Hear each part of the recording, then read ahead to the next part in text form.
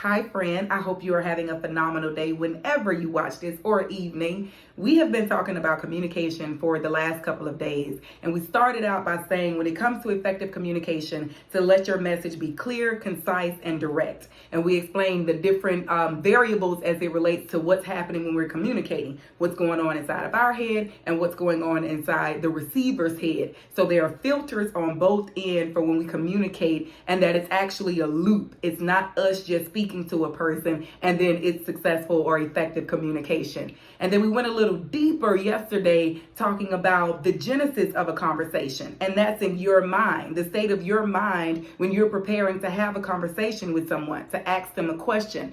Both of those previous videos are on my news feed, so please check them out if you're just diving in.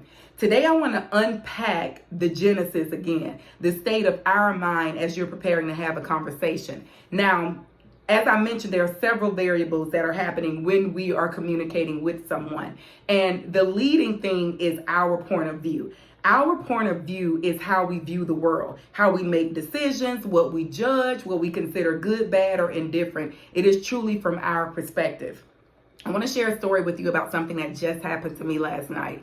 I was on a call, an awesome call, learning about stock trading and things of that nature. And I got a text message from a friend of mine. Now, this is a new friend, but somebody who I've quickly grown to love and adore and I hold in the high esteem. And she lives here in the area with me. As I'm on the call with her, a text message came through that said, "Can you come over?" And it had her address.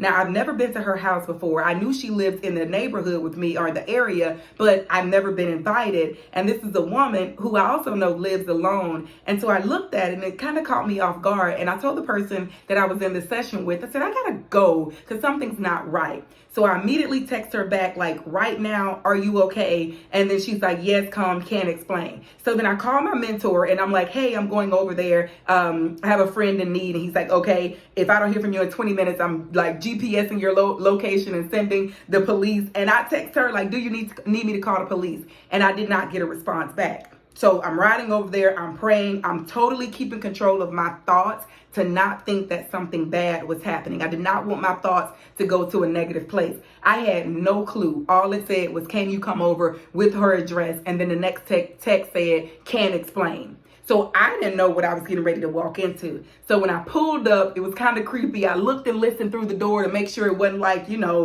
Jason or Freddy Krueger inside the house and she was calling me over. But I didn't hear anything. I rang the doorbell, went inside. And what I saw inside her home was something that I'd never seen before. I actually saw a soldier, a veteran, a fellow veteran of mine who served in this country, who was in the midst of a manic episode. He had recently gotten discharged out of a psychiatric facility treating his mental illnesses, and one of them being PTSD, and a couple of other ones that he mentioned. The reason I bring this story up is because when I saw him and she started to give me the background, and I'm looking at him and I'm looking at how the state that he was in. I've been around people that have been in manic episodes before. And when he started to share his story, several things were going on inside my mind. One, I'm a coach, right? So naturally, I want to see what can I do to get him out of this state to another state. But that wasn't the situation where I needed to coach. Secondly, I'm a soldier. So I could have activated the Sergeant Lewis inside of me and spoke to him from that perspective. Thirdly, I can relate to having mental illnesses and mental challenges from having served in the country. It's not served your country. It's not easy going to war. It's not easy being pulled into a country and you have a piece of paper that says you're being deployed from 0 to 366 days. It's not easy to lay in your bed and you're hearing bombs drop on you and you put your Kevlar, which is your helmet, over your head, and you just hope that if you do get blown up, that your mom can still see your face the way it was when she last saw it. So it's not easy to be in the military. And this soldier had seen some things. He had been some places and he had been exposed to some things that got him to where he was today. So I could have come to him from several perspectives that I could relate to. But what did I do? I chose to come to him as a friend, as a neutral, non-judgmental person. And I asked him questions just to get him to talk and come into the moment so he could see, feel, and experience what was happening inside of him. So why do I share that story when you may or may not have to have a conversation with someone who's in the middle of a manic episode at work? Well, I'm here to tell you, all manic episodes do not show up in the way that you may think. But what you will do is have a conversation with someone who is insanely stressed out. Somebody who is literally at their last point and they cannot take anything else. So when you go to have that conversation with the person, not knowing what's going on inside of them, it could be something manifesting outward, or it could not be. It could just be happening internally. Be mindful of the perspective from which you are coming. Are you coming to them as a leader who wants the best for them? Are you coming to them as somebody who really wants to be of support? Are you coming for them coming to them as a coach? This is called mirroring the person that you're having a conversation with. It is truly about, where is this person and where do I need to be so I can build rapport with that person. Last night, how I mirrored his behavior was I was a human. He didn't need anyone. He had just left doctors. He did not call me over. She didn't call me over to coach him. She called me over as a fellow believer so we could both pray and do what we could in the spirit to help him.